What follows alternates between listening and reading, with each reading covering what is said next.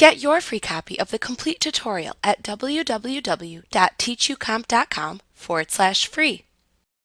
A word table intended for storing and organizing data is usually sorted by one or more columns of information within the table.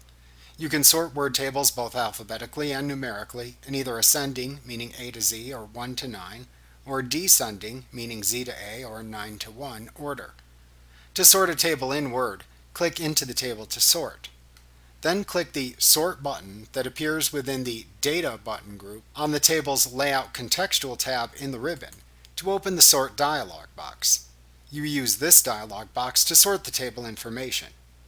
If your table has headers or titles for each column of information, you can sort the table using the header names.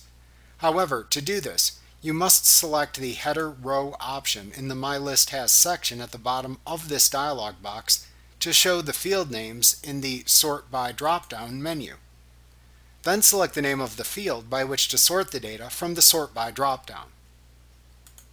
Alternatively, if the table does not have headers for each column of data, then select the number of the column by which to sort the data from the Sort By drop-down menu instead.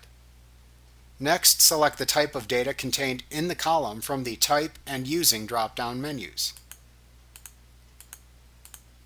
Your data type choices are text, number, or date.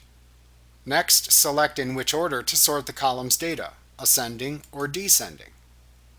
You can sort by an individual column or by multiple columns simultaneously.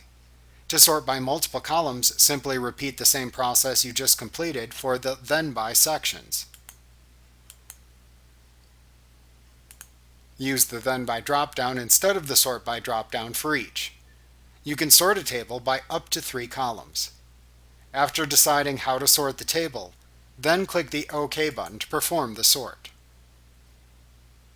Like what you see? Pick up your free copy of the complete tutorial at www.teachucomp.com/free.